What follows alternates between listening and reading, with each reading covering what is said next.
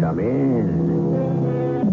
Welcome. I'm E.G. Marshall, cicerone of this guided tour through the regions of the mysterious and the macabre. Every man has his price, or so we are told.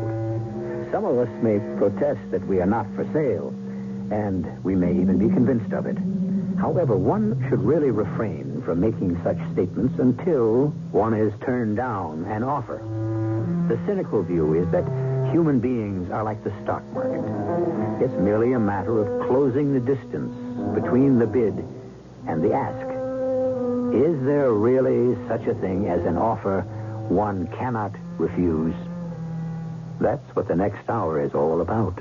What can I do for you, ma'am? I want someone to commit a murder. What did you say? I believe you heard me. Madam, this is a furniture factory.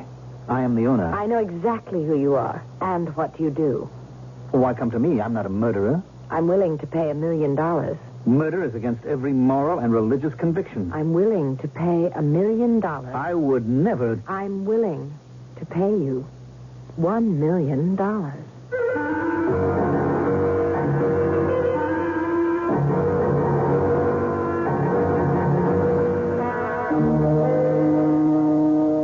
Our mystery drama, $1 Million Murder, was written especially for the Mystery Theater by Sam Dan and stars Mandel Kramer.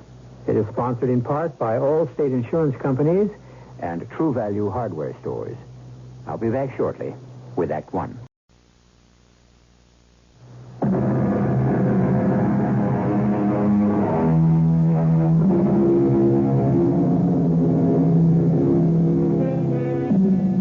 Luck, as you know, is fortune. Of course, that's good luck. On the other hand, we have bad luck. The way it works, most people average out, which brings us to the law of averages, which says that over the course of your lifetime, you can expect luck to break 50-50. Well, some people can get each 50% all at once. Here we have Richard F. Nelson. Till recently, he's had nothing but good luck. But these past several months, he's taken one blow after another. He's 35. Half his allotted 70. Is bad luck to be the pattern for the rest of his life? Come in. Jerry, come on in. Sit down. Dick, What's the matter? What's the long face? Well, I guess there's no other way to say it except to say it. I'm leaving. You're what? I got another offer. You're walking out on me in the middle of the season? Dick, I can't turn it down. The money's twice as good. I taught you everything you know. I made you my production foreman. Got my future to think about. What are you giving me? 2 weeks. 2. As far as I'm concerned, you can walk out of here right now. Pick up your money and beat it. Okay, Dick, if that's the way you feel. Jerry, wait a minute. I'm sorry. I had no right to talk to you like that. Actually, I should be happy that you're getting a break. Dick, believe me, if it wasn't for the money... Come on. You're not supposed to spend your life out here in the sticks. You don't really owe me anything. Where's the job? Imperial Furniture. Oh, that's big time. I don't even know how they ever heard of me. Well, word gets around. You're a top man, Jerry. Well, I sort of felt you'd be glad for me, Dick, because that's the kind of guy you are. It's just that so many things have been going wrong lately. I guess I'm just a little off stride, that's all. Well, you know, my assistant's a pretty good man. Well, don't worry about it. We'll survive. Anyhow, good luck. Thanks, Dick. And let's have dinner one night before you go. Well, I'm going to be working overtime to the last minute. I want to leave you in good shape. Oh, by the way, that northern cherry wood I want to use for the sofa frames, it didn't come in. What do you mean didn't come in? We should have had delivery a week ago. Look, you get back to the shop. I'll handle it. Sure. Yes? Millie, get me George Cawley, please. Yes, Mr. Nelson. And I have a call from Edward Jerome of Western States Merchandisers. Will you talk to him? Will I talk to him? What do you think? Yes, sir. Nelson for you now, Mr. Jerome. Hello, Dick. Eddie, what's new? Dick, I'm calling to tell you that we have to cancel. What? I just got word this morning. Cancel? It's direct from the 8th floor. Eddie, we made a lot of those chairs to your particular specifications. Well, that was just part of, an informal understanding. But why, Eddie? I don't know. I guess all of a sudden classic is out and modern is in. Eddie, practically all of it is made, packed, ready to ship. Believe me, Dick, I understand. Do you know what I've got tied up in that order? Yeah, I know, and I'm sorry. Look, well, can't you salvage even a piece of it for me? I tried. But Dick, you know I tried. But they shot me down. I'm really sorry, Dick. I'll be talking to you. Yeah, okay. I could almost believe it's a plot. What now? Yes? I have Mr. George Cawley. Oh, thanks. Go ahead, Mr. Cawley. Hi, Dick. What's on your mind? Where in blazes is my cherry wood? Oh, Well? Well, Dick, I'm sorry. What happened is there's no record of your ordering any. No, what do you mean? It's a standing order. Well, actually, it's kind of an understood order. I don't care what it is. I've been getting that shipment every month for over a year. Look, here's what happened. My oldest got his master's in business administration, and he's come in with me, and he set up procedures. George, all I want is the And cherry nothing wood. can get shipped unless there's a written order. And the shipping clerk must have forgotten to tell it. Dick, I'm really embarrassed. Well, look, forget it. How quickly can you load a truck and get it out here? Well, that's the problem, Dick. I don't think I've got 10 feet left in the warehouse. George, I have to fill a special order for a New York chain. I'm sorry. It was a terrible misunderstanding, but I'll make sure you're taken care of next month. Next month? I have to wait 30 days? Well, I hope it's only 30 days. You know how scarce that stuff is getting. All right. Thanks, Dick. For what? Well, for being so understanding. The average guy would have flipped his lid. Sure. Goodbye, George. Yes, Mr. Nelson. Millie, for the rest of the day, I don't want to hear any bad news. You understand? Please, Mr. Nelson, it isn't my fault. I'm going to the club for lunch. What could happen to me there?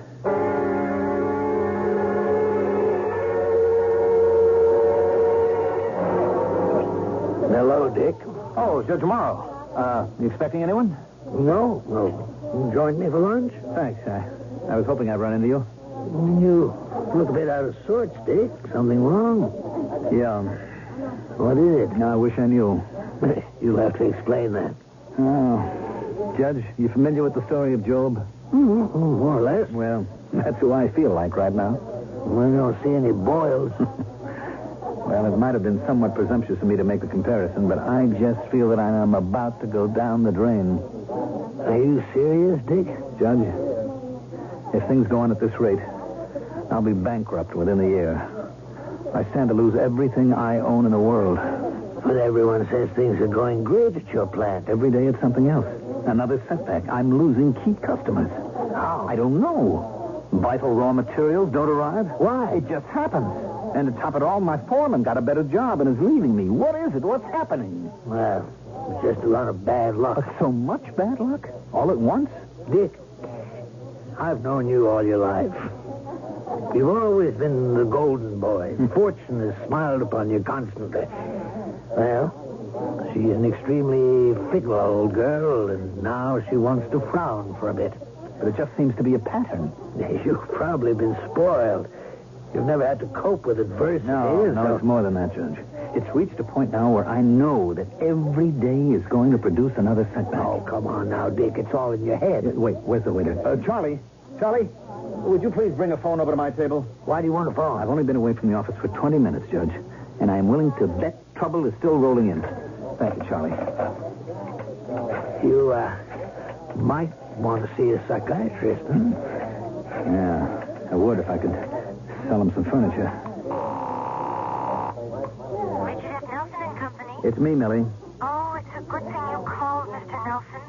Mr. Davis of Consolidated phone. They're sending back our order. Mr. Nelson, how did you know? Millie, I'm taking the rest of the day off. You see, it never rains. It pours. Yes. But eventually, it stops. One time it didn't stop for 40 days and 40 nights. And for most people, that was forever.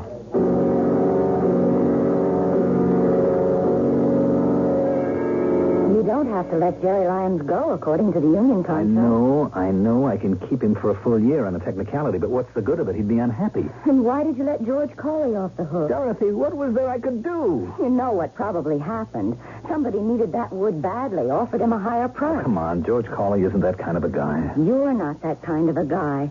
And so you want to believe the best about everyone else. And Eddie Jerome?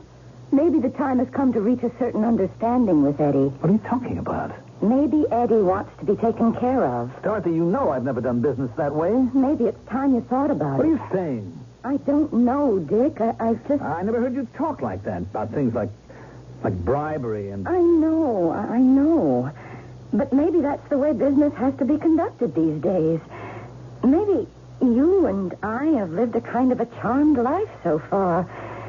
Maybe we were shielded from reality. Look, I have always prided myself on being ethical and honest. Maybe I'm being punished for For what? hubris, pride. Who knows? Hello. Who are you? Well, how did you get in? May I introduce myself? My name is Althea Beaumont. Your door was open, and so I... What is it you want? What do I want? First, may I sit down? Thank you. How are things at Richard F. Nelson and Company, manufacturers of fine furniture? Well, miss, it's Mrs. Although Mr. Beaumont has left us these past 5 years. We don't want to seem inhospitable, but... Of course. So, let us get to business. Business? Yes. That's why I'm here. Are you a furniture buyer, Mrs. Beaumont? By the end of the year, the Richard F. Nelson Company will need $1 million. What are you talking about? Salaries, accounts payable, loans due, and nothing is coming in. What do you know about that? It's true, isn't it? Well, we have had a phenomenal streak of bad luck. I know. And that's why I'm here. To reverse that streak. Who are you? No, reverse isn't quite the way to put it. Although that will happen. No, what I should have said is that I'm here to help you ride out that run of bad luck. In short, Mr. Nelson, I should like to offer you $1 million. As a loan? Oh, no, as a gift. Why would you want to make us a gift of $1 million? But, Dick, this woman is crazy. Darling, that's no way to... Of course it is. It's a sound, practical, feminine reaction. And you should verify me first. Here's my card. And here are some banks you should call, and this brokerage firm. I've authorized them to answer your questions. And I shall expect you to have lunch with me at my suite tomorrow at 1. But why should you want to give my husband $1 million? My dear Mrs. Nelson, should one look a gift horse in the mouth?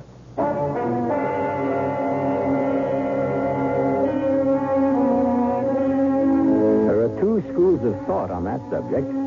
People like St. Jerome and Miguel Cervantes said no. On the other hand, had the men of ancient Troy been more scrupulous in the inspection of their gift horse, the Greeks would have lost the Trojan War. But who is this Mrs. Althea Beaumont who intends to offer $1 million to a complete stranger and for no apparent reason? We'll know more when I return in just a few moments with Act 2.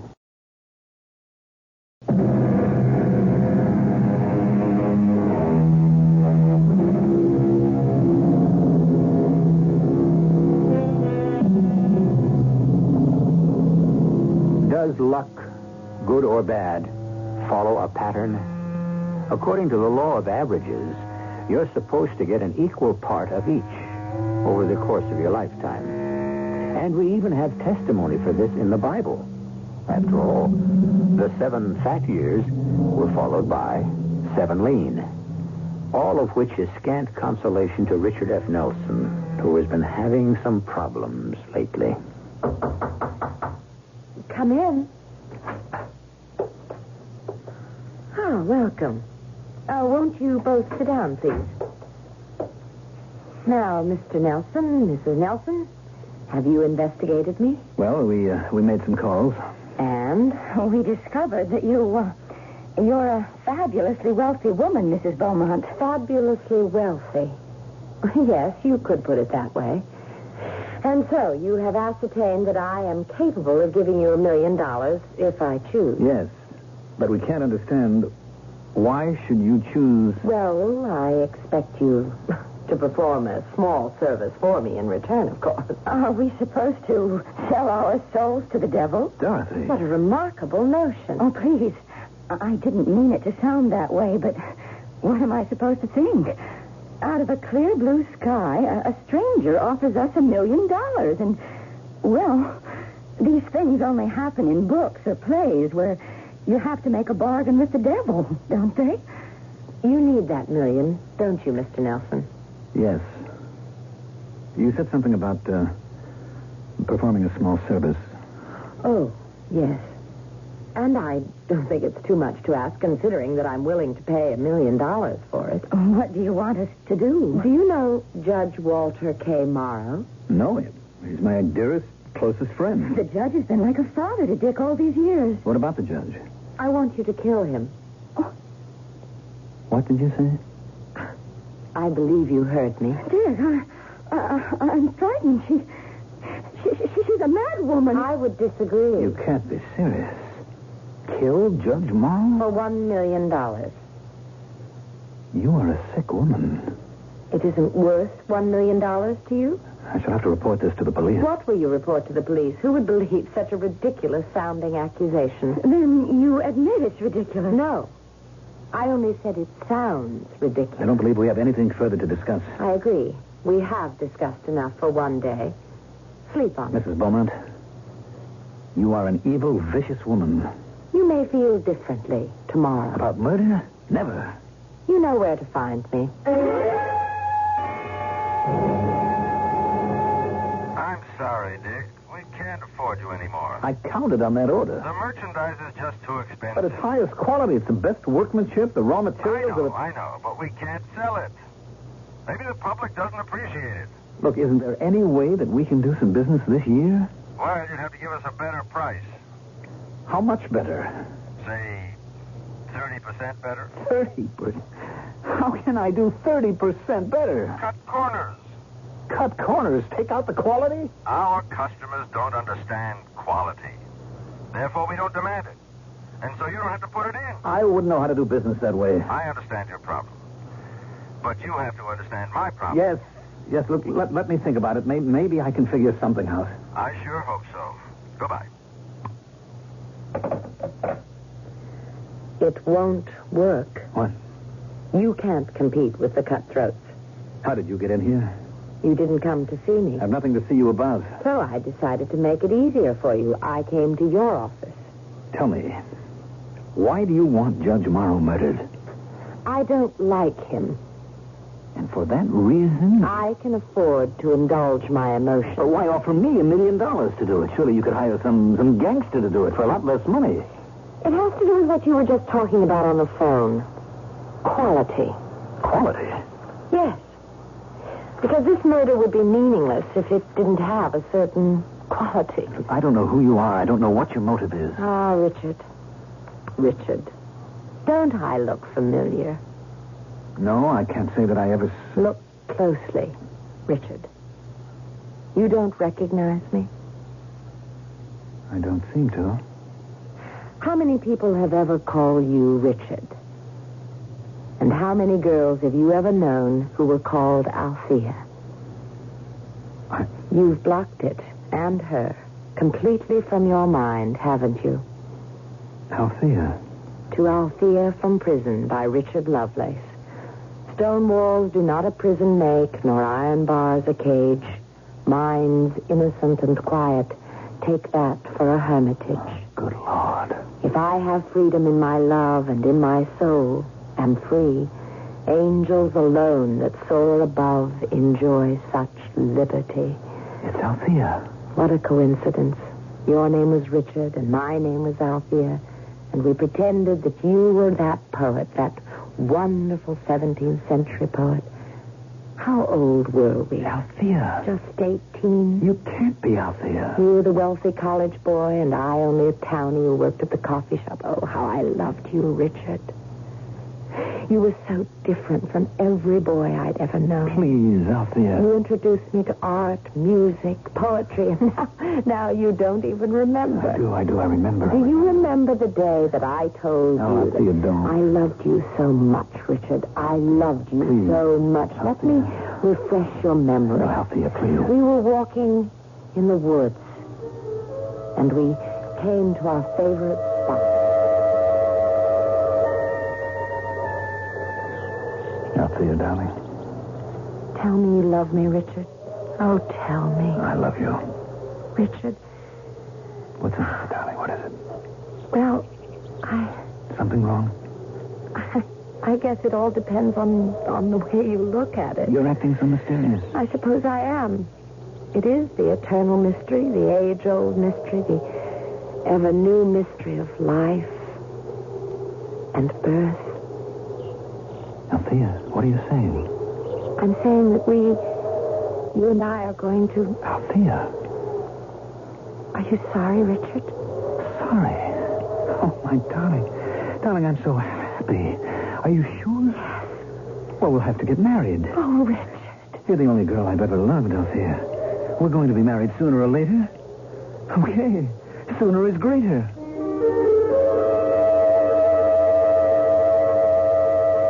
That was on a Sunday.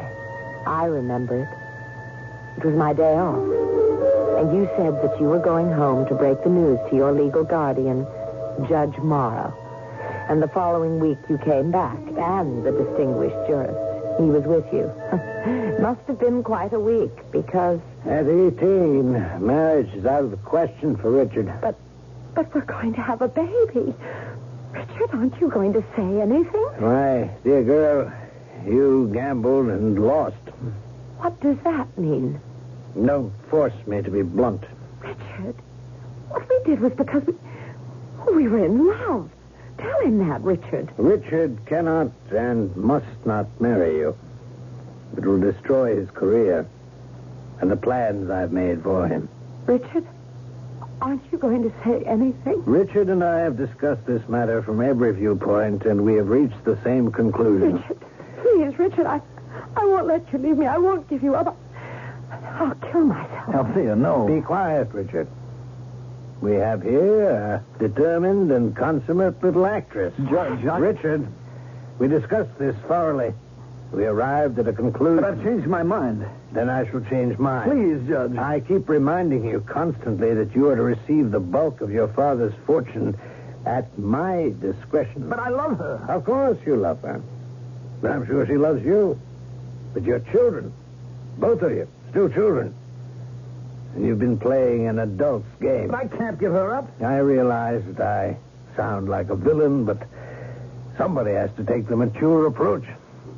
Now, Althea, we'll take care of all your expenses. I don't want your money. There's no reason why Dick shouldn't pay for his mistake. Mistake? Richard, tell me, was it a mistake? Was it? Tell me. Althea. I see. I want you both to leave this place this minute. Althea. Get out. No, Althea, we're just trying to do the right I thing. said get out. And one day, I promise you, I'll pay you back. I will pay both of you back. And here I am, Richard, ready to keep my promise. Althea, what happened to the child? Do you really care? Yes. The day doesn't go by that I don't think about. I don't know what happened to the baby. In those days, they made you give them up. It isn't the way it is today. Back then, it was a shame, a sin, a stigma for unmarried girls. Who knows what happened to him? Althea, it's over. And I've suffered as much as you have. Oh, no, you haven't. Believe me, you haven't. You don't look as if you're suffering. Oh, I'm the elegant lady now. But I had 10 bad years before I met Jack Beaumont.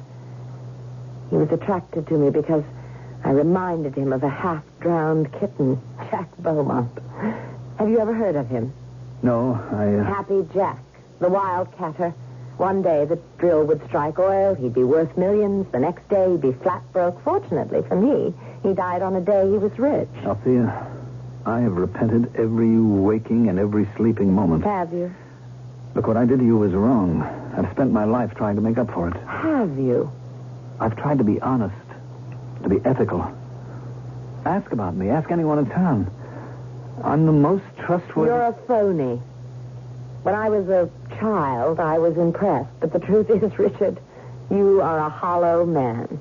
You have no real convictions. In the end, you'll always sell yourself to the highest bidder. Excuse me.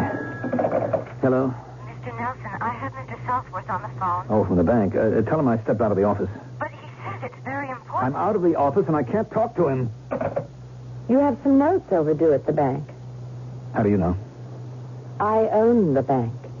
What? I'm the majority stockholder. And next week, Southworth will have to call in these notes, or else. You own the bank? Yes. Yes, I also recently acquired Imperial Furniture. And my new manager was instructed to hire your foreman, Jerry Rizzo. Oh, so that's how... I also have a controlling interest in Western States merchandisers. I don't think they'll be buying from you in the future, or at least until I give them the word. Did you also buy up George Cawley's mill? George Cawley? No, I don't know about that. Well, it goes to show you bad luck is contagious. You won't need me to destroy you. From now on, it can be a snowball rolling downhill, but we can always break up that snowball before it gets out of control. Just kill Judge Morrow for me. No, I'll never do it.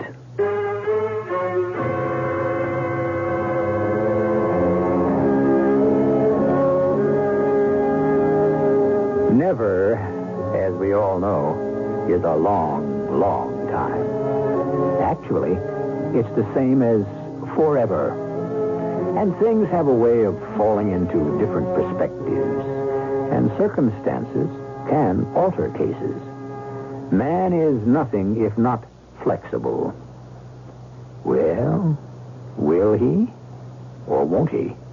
The third act is coming up in just a few moments.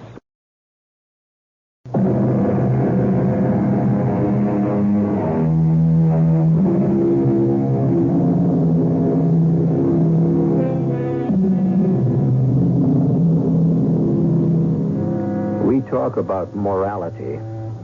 But what is morality? It comes from the Latin mores, which means customs. In other words, what the majority believes is moral. Now, if we are having this searching analysis of morality, it's only because Mr. Richard F. Nelson is undergoing the same process. Mr. Nelson is in danger of losing everything he cherishes unless he commits murder. And murder, as we all know, is not moral. So, what is morality? Dick? Yes? I was at the club today, and I signed for lunch. Oh? And as I was leaving, John, the manager, took me aside and said you hadn't paid our dues and that we were 3 months... Yes, I know. Dick, I don't want to be embarrassed, so won't you take care of it? Wait a minute. Dorothy, is it possible that you don't know what's happening? Dear, surely we can pay our dues. We're going to have to resign from the club. Well, that's impossible. Do you realize my family has always... Well, my grandfather was one of the We founders. simply no longer can afford it. What am I going to say to people? I don't know, and I don't care. Well, that's no way to talk to me. Look, you're going to have to sign this paper for me. Why? I'm taking a second mortgage on the house, and I need your signature. But this is really my house. Dorothy, I have a note coming due at the bank. Daddy gave it to us for a wedding present, but he really meant for me to have My it. darling, we are facing bankruptcy. I don't understand. This Althea Beaumont woman is out to destroy us. Oh, why? What have you ever done to her? Nothing. Now, look, I can make it. Despite everything, with the mortgage on the house, so we can pawn some of your jewelry. But... We have no choice, darling. Just a minute. Hello, Dick. Mind if I come in? Well, Judge, of course.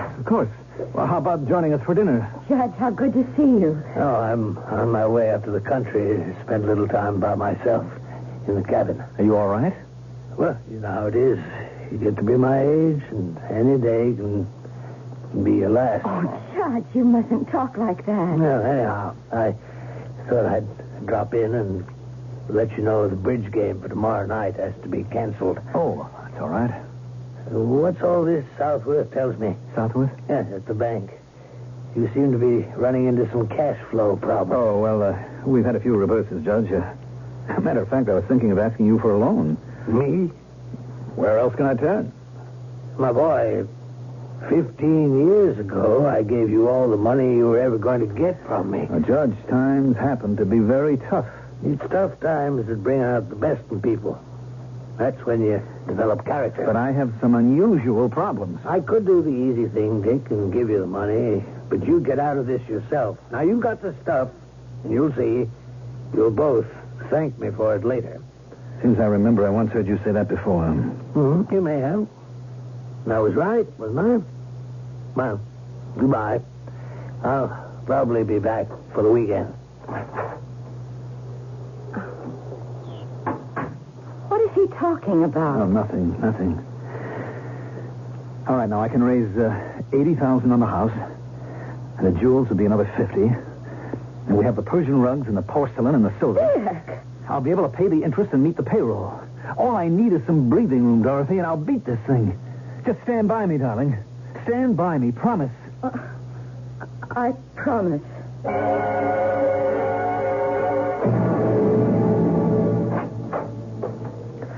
Mrs. Nelson. Mrs. Richard F. Nelson. May I come in, Mrs. Beaumont? Oh, forgive me. Of course. Won't you sit down? Thank you. Why are you out to destroy us? Us? Oh, I have nothing against you, Dorothy. What have you got against my husband? That's private. Private? Yes. Has he asked you to come to his rescue? What are you talking about? Let me do you a good turn. Why would you want to do me a good turn?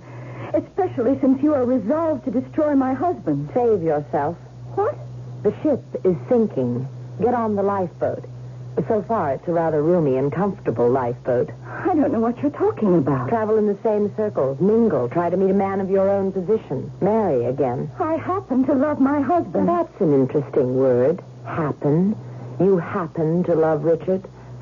By the same happenstance, you'll come to love someone else. I should know. It happened to me.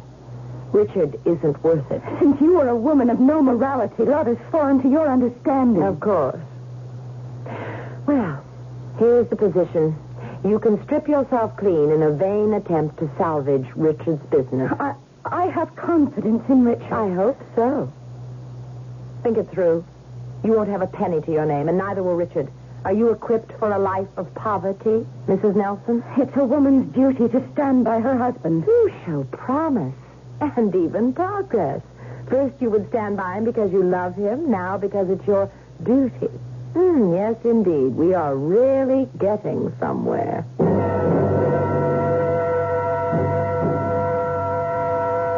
You lied to me. Why? Why did you lie to me? How could I tell you the truth? You were the father of her child.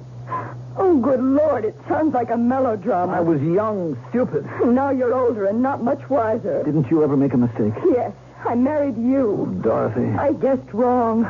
I never had the courage to bring it out into the open. But now I can face it. My share of our money won't save you. Dorothy, you have to help me. I have nowhere else to go. Yes, you have. What are you saying? You know what I'm saying. Are you telling me to kill Judge Morrow? I'm only saying you have an alternative. Do you think for one moment that I would? I don't know. I just can't stand any more of this. It's impossible for me to stay with you any longer. Just as it was impossible for you to stay with her once.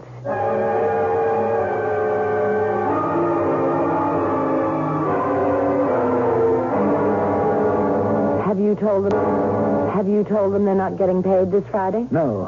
What business is it of yours? My bank holds your note. Oh, poor Richard.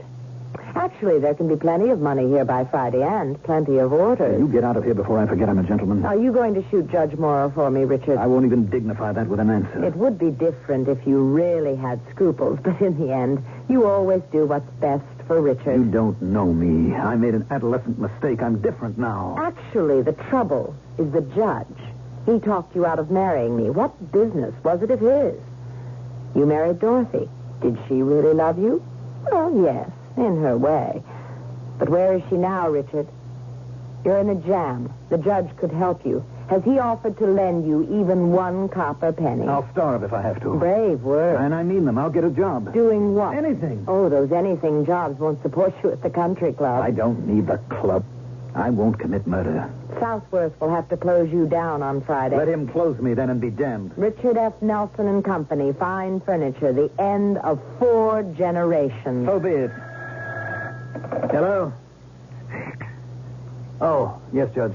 I'm feeling kind of poorly. What's wrong? Old age, mostly, I guess.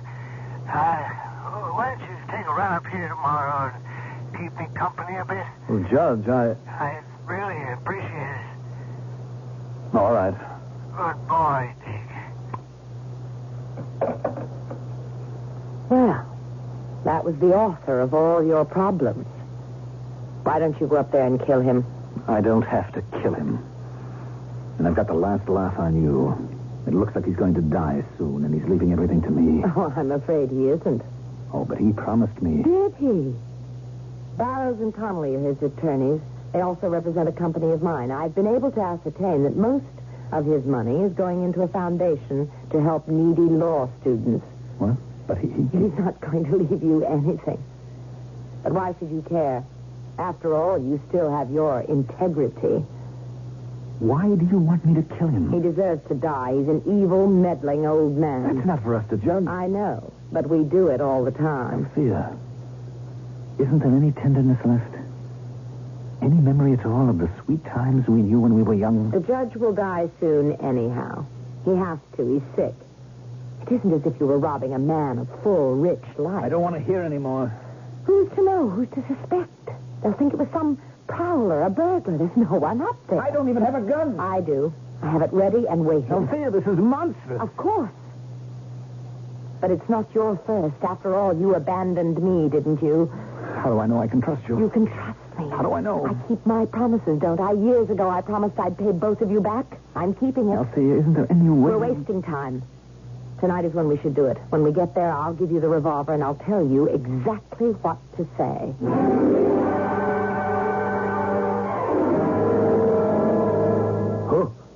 Who's there? I say, who's there? It's me, Judge. Oh, Dick. I thought you weren't coming up until tomorrow. Here, let me turn on the light. Who's that with you? You don't remember me, Judge? Who are you? I'm the girl who gambled and lost. Stop talking in riddles. I'm Althea, Judge. The town girl who wasn't good enough to marry Richard.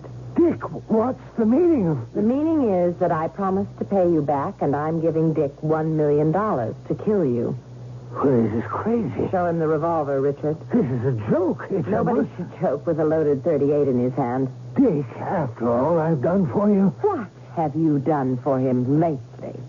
I swear to you, I'll leave you everything in my will. Here, I'll even write it out now and sign it. Can you give him $1 million? No, you don't have that much, and that's my bid.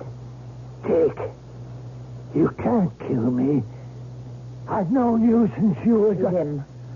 I can't. He looks at me like that. I can't. Southworth will foreclose in the morning. Shoot him. No, don't. I can't kill him. I can't. I don't want your money. That's childish. You need money for so many things. Payroll, the bank loan. Shoot him. No, Richard. Shoot him. I'm sorry. Please, Richard. You're a meddling old fool. No. That's it, Richard. Get angry. You ruined my life. That's it. On account of you, I lost the only girl I ever loved. No. Why shouldn't I kill for $1 million? I ought to kill you for nothing. Bravo, Richard. Bravo. He doesn't die.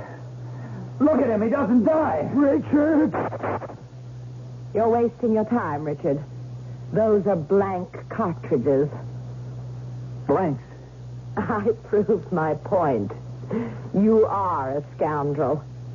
And now I am over you completely. over me. If only you had told me to take my money and go to blazes. If only you had meant it. Well, goodbye, Richard. Goodbye, Judge. I hope you will remain fast friends.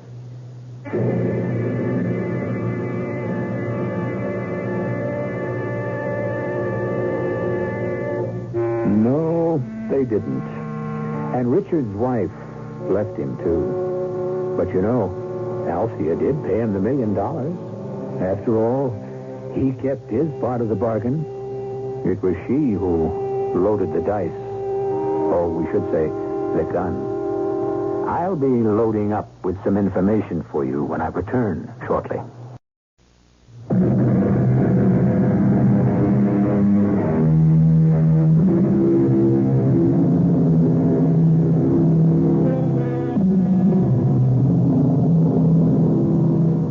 I wouldn't do it for $1 million. Have you ever said that? Be careful. Someone might just happen along and offer you the $1 million, and then where would you be? Morality. We're still no further along, are we? Does it go deep, or is it a veneer? I suppose it all depends. We have these and similar problems that are aired here 7 times each week. Our cast included Mandel Kramer, Patricia Elliott, Catherine Byers, Robert Dryden, and Nat Polan. The entire production was under the direction of Himan Brown. And now, a preview of our next tale. Yes? It's Gino. You alone? Yeah. Oh, Gino, you... Hold it, baby, hold it. Just tell me one thing. Only after you tell me. Are you all right? I'm fine. Now it's your turn. What bank do I use? Honey, are you still all cooked Never up? mind that. What bank? Second National, but I want to know... Okay, babe. All I need to know. The vault manager recognized me, and the sheet I had to sign had earlier signatures on it by Gino himself. And what I forged was close enough, and the box had just what I figured. I didn't stop to count the money. And what was more interesting was a list of names and the whole structure of the organization. And what was most interesting after I put the box back and came out was meeting myself. Radio Mystery Theater was sponsored in part by Sign-Off, the Sinus Medicines, and Buick Motor Division. This is E.G. Marshall inviting you to return to our Mystery Theater for another adventure in the macabre. Until next time, pleasant dreams.